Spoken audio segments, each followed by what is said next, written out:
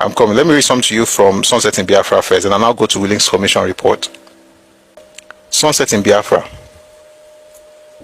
This book was published in 1973. Why am I mentioning the dates? Because of what I'm about to read right now.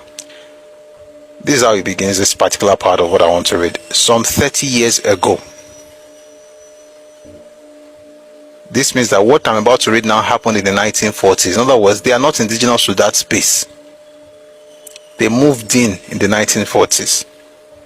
Some 30 years ago, the Igbos began to move in to trade in the riverine areas.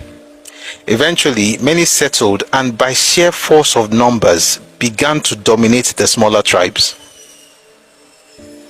Igbo came to be so widely used that certain tribes practically lost their mother tongue. It is a fact that one or two riverine tribes can hardly speak their own language now and have to make do with a peculiar Igbo pidgin highly amusing to the Igbos. A determined effort is now being made to remedy the situation. In some areas, this cultural imposition was very pronounced. Igbo was officially taught and spoken in schools. It could hardly be otherwise, since most of the teachers were Igbos.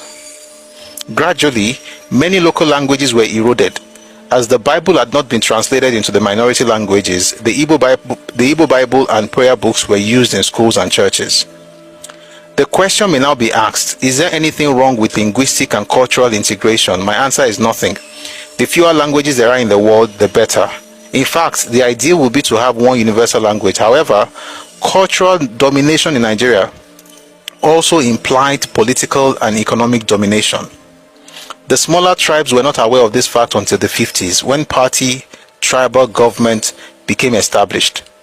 Jobs, contracts, scholarships, and other privileges were awarded on a tribal basis. The bigger minority tribes like the Efiks, Ibibios, and Thieves reacted by fighting to get a few of their men into key positions. These men took care of the rest as best they could. The people of Western Cameroon broke away under intertribal pressure to join their relations on the other side of the border. For the smaller tribes, it was a nightmare. To get a good job, one had to pretend that one belonged to the big tribe, having of course learnt the language as thoroughly as one could. In other words, you are in your land though. Let me tell you how terrible this thing is.